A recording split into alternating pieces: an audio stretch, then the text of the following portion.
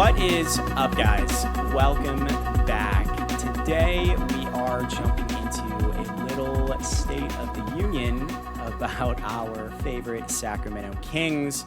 And it's really a discussion about two sides of the same coin that falls under the same umbrella, which is a clear identity crisis. On one hand, you have the on-court stuff, style of play, who is going to have the ball, how are you going to attack, are you finally going to sit down and defend at the point of attack, not get turned into a series of traffic cones with very easy advantage creation, and then all of a sudden you're not able to capitalize on any of the athleticism and get out in the open floor. And then on the other end is the perpetual turbulence and controversy surrounding Vivek's involvement in operational decisions, being the NBA owner, not the GM, traditionally not how it typically works, going forth and firing Monte McNair at the close of last season that kind of puttered out in pretty humiliating fashion, and then of course saw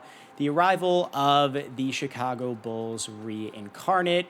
We finally get to see DeMar DeRozan and Zach LaVine on the same team again, and out of pure hubris decided to pull the trigger on reuniting them, thinking completely naively and without any empirical data to support it that it's going to work for you. Well, let's just start on the court. It's a clear fork in the road moment for the style of play that the Kings want to have. You're either going to invest in your youth. We're all pretty excited by Nique Clifford and Raynaud, Maxime, obviously French, and his name is tricky, but he's great. But pushing 7'2", can stretch the floor a little bit.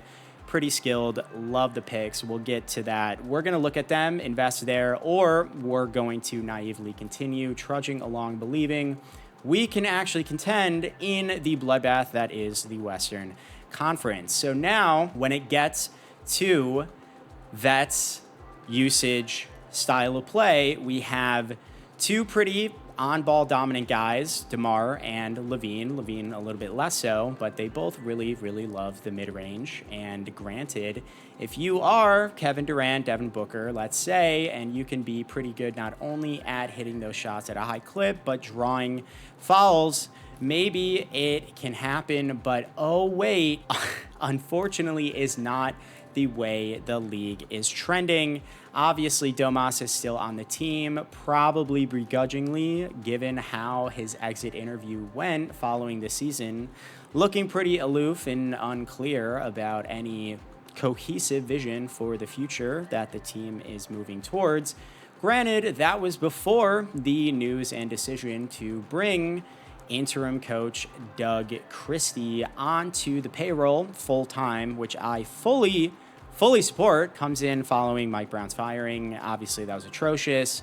Straw that broke the camel's back for De'Aaron Fox, being left out to dry by ownership, and obviously he asks out, ends up on the Spurs.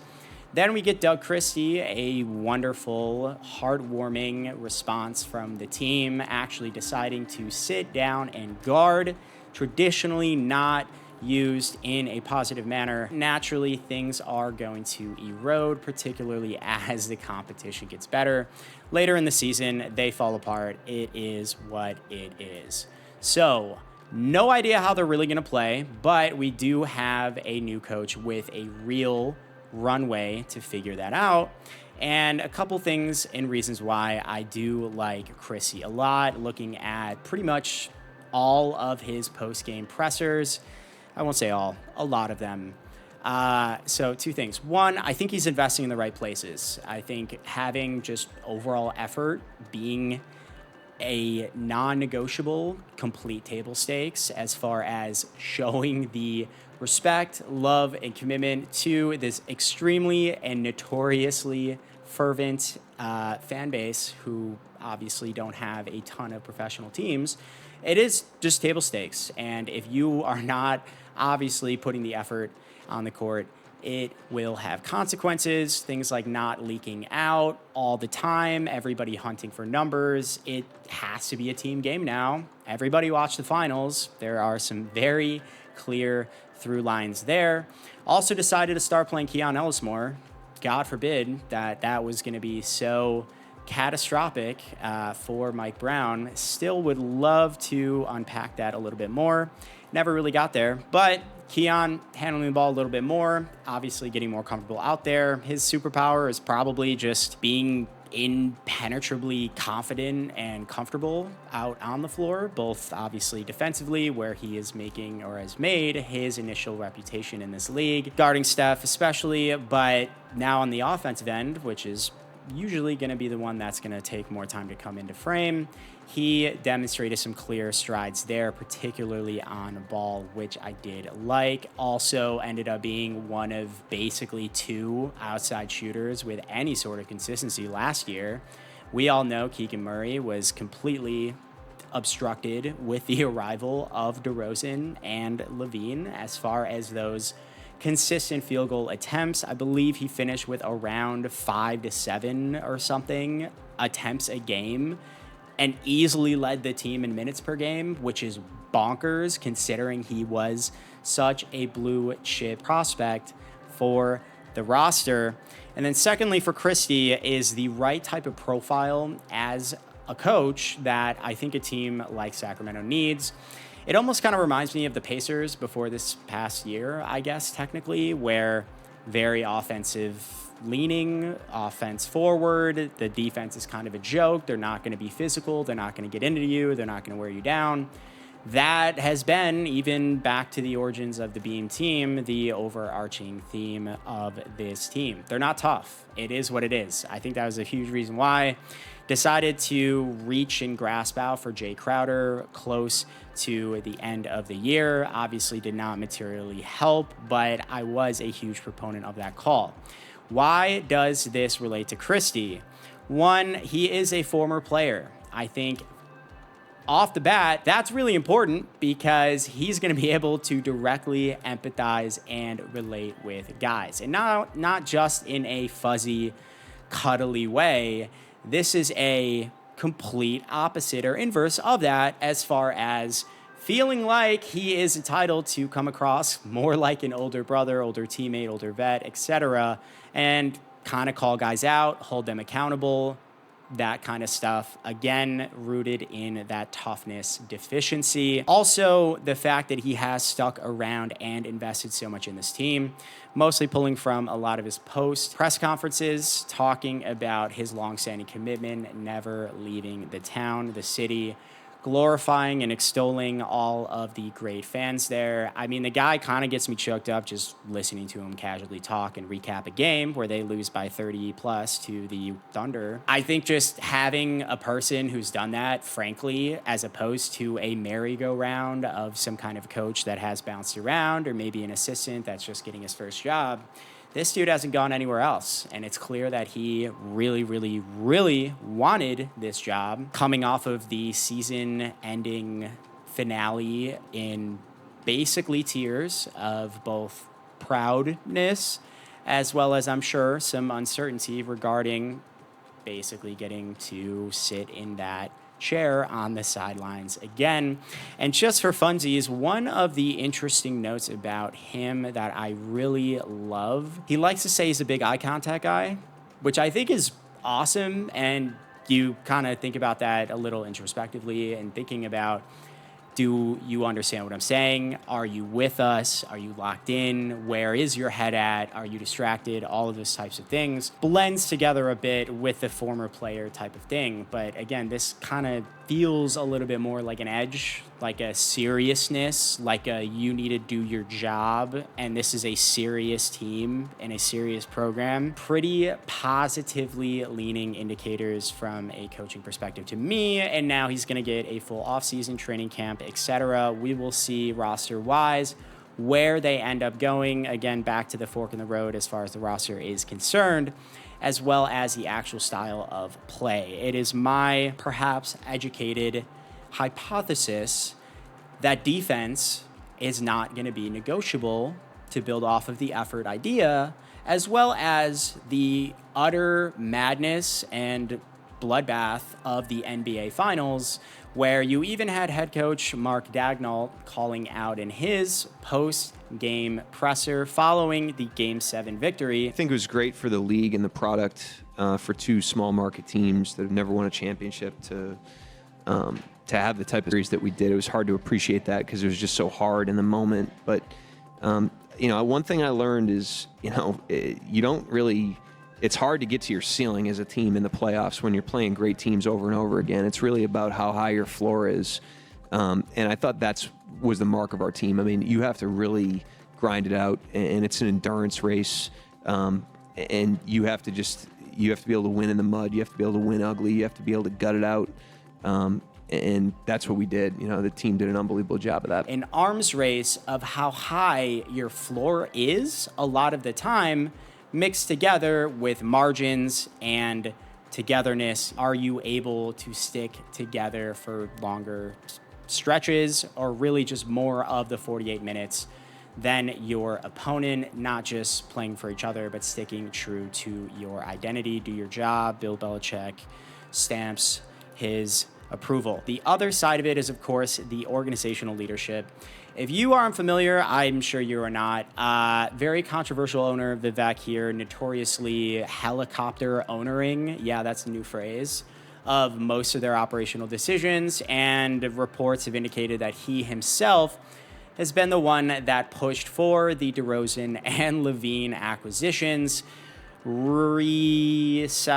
resurrecting the Chicago Bulls out of probably pure hubris, because there really is no empirical data or indicators, perhaps, that those two are going to work for your team after they didn't work for their team. A bit of a laughingstock type of series of decisions from an operational perspective.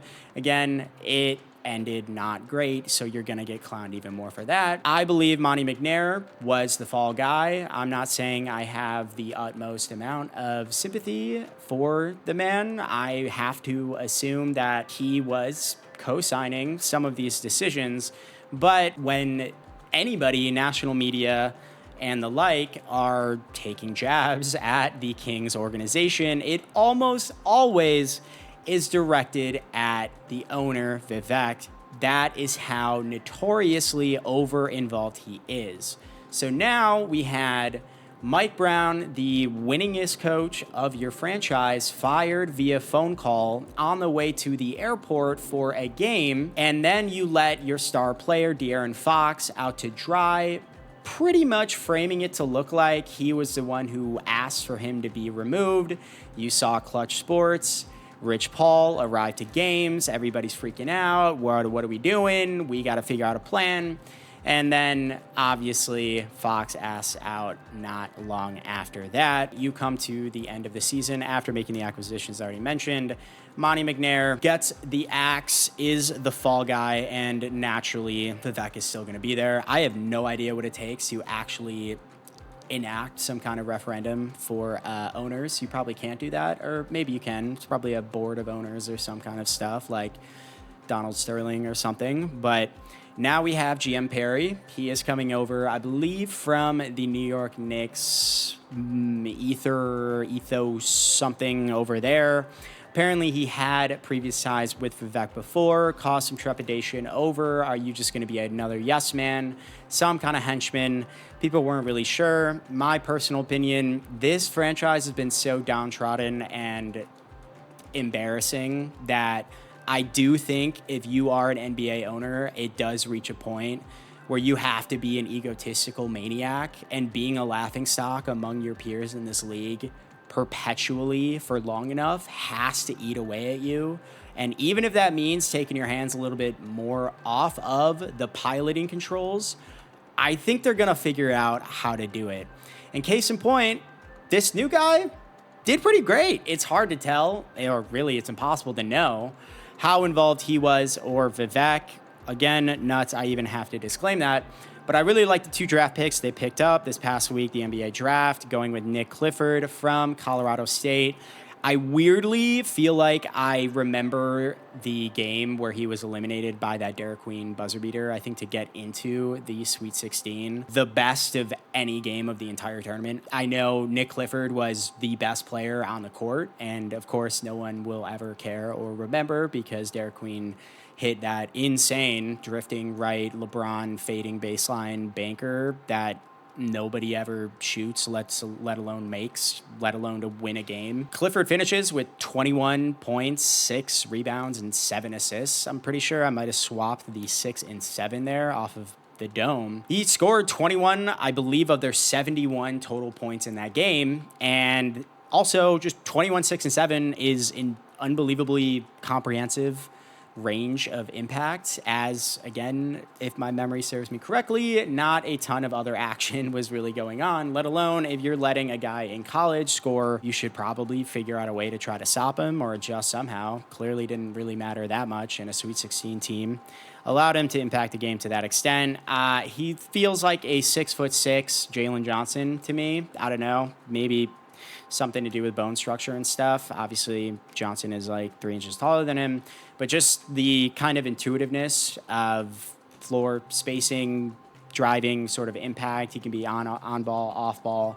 Definitely felt like a player on a team where they needed him to be a lot more of that advantage creator, initiator, but definitely going to be more of probably an off-ball type of guy. And again, his size really enables, obviously, another huge theme of defensive versatility.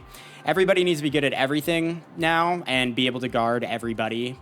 We're just going towards a world where the Boston Celtics are just kind of what it's going to be. Jaylen Brown at the 3 at 6'6". Let's just get Cooper Flagg in there at 6'8", apparently, because the Mavs, for example, just have too much size and the Rockets are huge, and Portland just can't stop taking centers who are over 7 feet tall. It's awesome. And this carries over to the second pick here, Maxime Raynaud. I still don't know how to say it. I'm probably off. Exhibits a similar vein of passing, handling, cerebralness for his size. He's pushing like 7'2", and yeah, it's really cool when he can hit spot up, catch and shoot threes. Yeah, it's really easy when the bigs are daring you to do it. His ability to handle, actually like up fake and drive. You don't really see a ton of 7'1" to 2 foot guys doing that pretty effectively, and he seems to really like doing that, and again is like pretty prolific at using that up fake, getting downhill, drawing more help, and like again, that sort of 1, 2, first, second levels of sort of reads seems to be pretty much automatic, and that's really impressive. We'll see how much the defensive liability concerns come into play. I am lying if I told you that I was crunching Maxime tape coming into the draft. There are approximately 300 plus dudes in here. Had no idea. I do look forward to it. The headlines of the buzz, though, are defensive liability concerns, offensive leaning. Sounds like a top-tier poster child Sacramento Kings pick. But what I was able to see in some of the short content and clips I did see, he seems like pretty mobile. Again, like hip mobility at that size is something is like maybe like the second or third thing that I look for in guys. Again, like these offensive flashes of stuff, you see any center in the NBA in an open gym or at LA Fitness, they're going to shit on everybody. But what is really impressive and needs to hold up, back to how high your floor is, can you swivel your hips, not foul everybody every time? Shout out Jaren Jackson Jr. And can you stay in front and also be able to recover, again, if you get beat, if it's a 2-on-1 scenario, can you change direction, still contest? Obviously, you don't have to do as much ground coverage being at that size, but I did like that. So pretty skilled passing, handling, some ability to stretch, seem to have at least some athletic or physical tools to become less of a defensive liability. And frankly, some of his contests out on the perimeter as well seem kind of good. Again, I need to see more for Raynaud there, but not gonna lie, that all of the buzz around his defensive liability stuff, we'll see. Nique Clifford, I don't think I put a very clean bow on. Do it all. I mean, Jalen Johnson is kind of what I would say to a random stranger or maybe a casual NBA fan to describe him, just obviously at 6'6". There really isn't that much that Jalen Johnson can't do. I mean, it's not like he's amazing at everything, but it's not like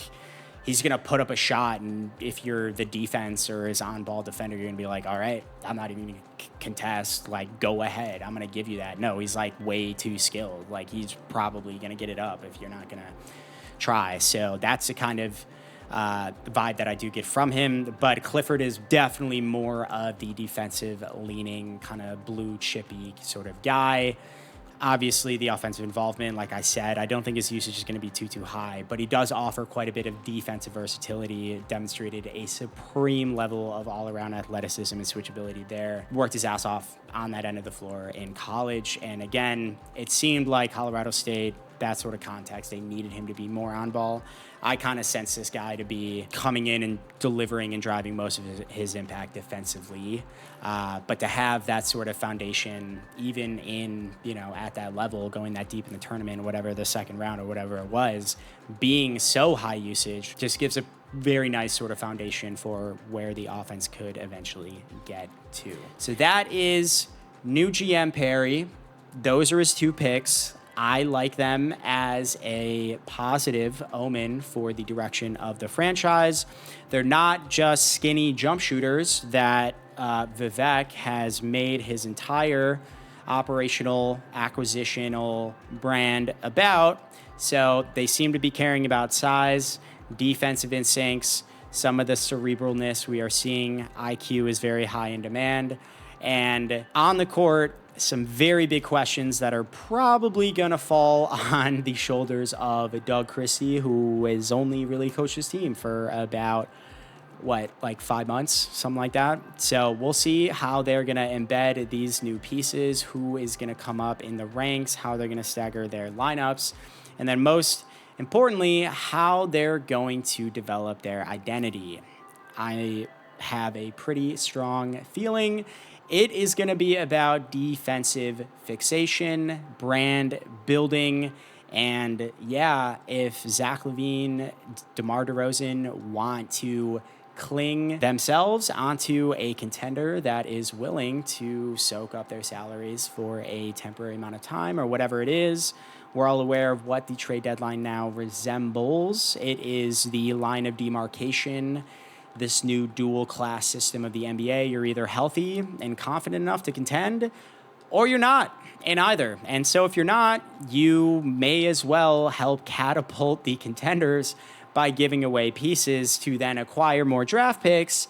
And then you just become the Brooklyn Nets and take literally 5 picks in the first round of an NBA draft. Probably the most confusing, most eclectic handful of 5 picks that I could probably imagine. Shout out Igor. I 100% think that Kasparis should have been their play. Of course, he lands with Miami. We'll see what Doug has to say about the style of play. We'll see about the guys getting stints and run and burn that they do. I do like the type of guy that he is and what sort of mark he made even in his interim tenure. And then we'll also see as the realizations come into fruition, again, closer to the trade deadline, how new GM Perry as well as Vivek, how that power struggle is going to work with the governance structure, who is going to be pulling the triggers, who isn't, when it comes time to potentially upgrade or sell off parts for what kind of assets, how are they going to do it,